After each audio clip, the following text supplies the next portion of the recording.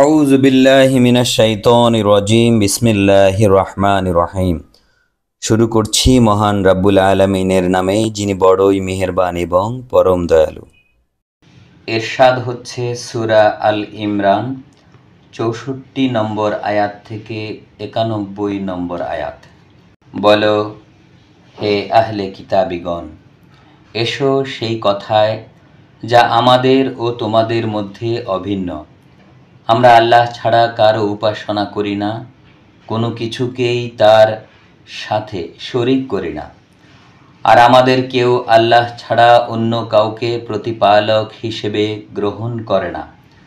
যদি তারা মুখ ফিরিয়ে নেয় তবে বলো, আমরা মুসলমান, তোমরা সাক্ষী থাকো।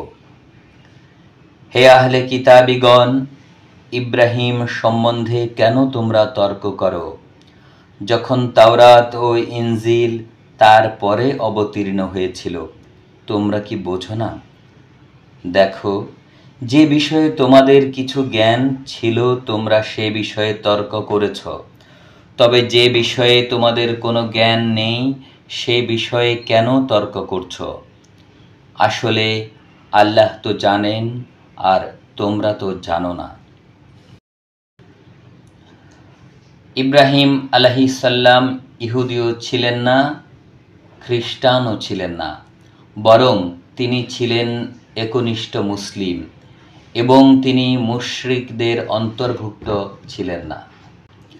নিশ্চয় মানুষের মধ্যে তারাই ইব্রাহিমের ঘনিষ্ঠতম, যারা তার অনুসরণ করেছে, এবং এ নবী ও যারা ঈমান এনেছে, আর আল্লাহ মুমিনদের অভিভাবক।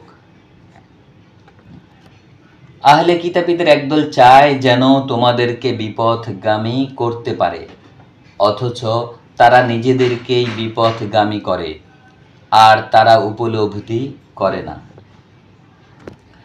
হে আহলে কিতাবীগণ, তোমরা কেন আল্লাহর আয়াতসমূহের সাথে কুফরি করো, যখন তোমরাই সাক্ষ্য বহন করো? কিতাবীদের একদল বলল, যারা বিশ্বাস করেছে তাদের ওপর যা অবতীর্ণ হয়েছে দিনের প্রথম দিকে তার ওপর বিশ্বাস করো, আর দিনের শেষ ভাগে তা অস্বীকার করো, হয়তো তারা ফিরতে পারে। আর যারা তোমার ধর্ম অনুসরণ করে তাদেরকে ছাড়া আর কাউকেও বিশ্বাস করো না। বলো, নিশ্চয় আল্লাহর নির্দেশিত পথই একমাত্র পথ। তোমাদেরকে যা দেওয়া হয়েছে অনুরূপ অন্য কাউকেও দেওয়া হবে, বা তোমাদের প্রতিপালকের সামনে তারা তোমাদের বিরুদ্ধে যুক্তি দেখাবে? বলো, অনুগ্রহ আল্লাহরই হাতে, তিনি যাকে ইচ্ছা তা দেন। আল্লাহ মহানুভব এবং সর্বজ্ঞ। যাকে ইচ্ছা তিনি নিজের অনুগ্রহের জন্য বিশেষ করে বেছে নেন, আর আল্লাহ মহা অনুগ্রহশীল।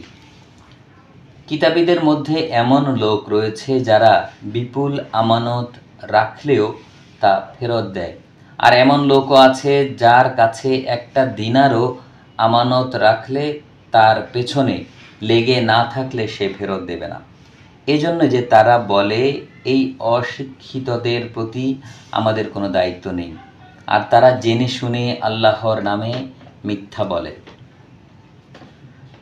হ্যাঁ, কেউ তার অঙ্গীকার পালন করলে ও সাবধান হয়ে চললে আল্লাহ সাবধানীকে ভালোবাসেন। যারা আল্লাহর প্রতিশ্রুতি ও নিজেদের শপথকে অল্প দামে বিক্রি করে, পরকালে তাদের কোনো অংশ থাকবে না। কিয়ামতের দিন আল্লাহ তাদের সঙ্গে কথা বলবেন না, এবং তাদের দিকে চেয়েও দেখবেন না, এবং তাদেরকে পরিশুদ্ধ করবেন না, আর তাদের জন্য রয়েছে কঠিন শাস্তি। আর নিশ্চয়ই তাদের মধ্যে এমন একদল আছে যারা কিতাবকে জিহ্বা দ্বারা বিকৃত করে, যাতে তোমরা সেটাকে আল্লাহর কিতাবের অংশ মনে করো, অথচ সেটা কিতাবের অংশ নয়। আর তারা বলে সেটা আল্লাহর পক্ষ থেকে, অথচ সেটা আল্লাহর পক্ষ থেকে নয়। আর তারা জেনে বুঝে আল্লাহর উপর মিথ্যা বলে। কোনো ব্যক্তির জন্য সঙ্গত নয় যে আল্লাহ তাকে কিতাব, হিকমত ও নবুয়ত দান করার পর তিনি মানুষকে বলবেন, আল্লাহর পরিবর্তে তোমরা আমার দাস হয়ে যাও। বরং তিনি বলবেন, তোমরা রব্বানী হয়ে যাও, যেহেতু তোমরা কিতাব শিক্ষা দাও এবং যেহেতু তোমরা অধ্যয়ন করো। এখানে রব্বানী শব্দের অর্থ আল্লাহ ভক্ত। আর সে তোমাদেরকে ফেরেশতা বা নবীদেরকে প্রতিপালক হিসাবে গ্রহণ করতে নির্দেশ দেবে না। তোমাদের মুসলমান হওয়ার পর সে কি তোমাদেরকে কাফের হতে বলবে? আর যখন আল্লাহ নবীদের অঙ্গীকার গ্রহণ করলেন, তখন তিনি বললেন, আমি তোমাদেরকে কিতাব ও হিকমত দিচ্ছি, তোমাদের কাছে যা আছে তার সমর্থক রূপে যখন একজন রসূল আসবে, তখন নিশ্চয়ই তোমরা তাকে বিশ্বাস করবে এবং অবশ্যই তাকে সাহায্য করবে। তোমরা কি স্বীকার করলে আর আমার অঙ্গীকার কি তোমরা গ্রহণ করলে? তারা বলল, আমরা স্বীকার করলাম। তিনি বললেন, তবে তোমরা সাক্ষী থাকো আর আমিও তোমাদের সাক্ষী রইলাম।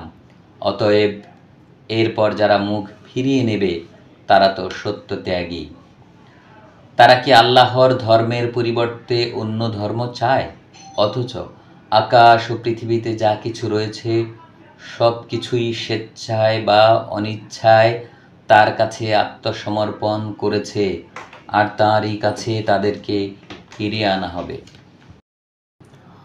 বলুন, আমরা আল্লাহর উপর এবং আমাদের প্রতি যা নাজিল হয়েছে এবং ইব্রাহিম, ইসমাইল, ইসহাক, ইয়াকুব ও তার বংশধরদের প্রতি যা নাজিল হয়েছিল এবং যা মুসা, ঈসা ও অন্যান্য নবীগণকে তাদের রবের পক্ষ থেকে প্রদান করা হয়েছিল তাতে ঈমান এনেছি।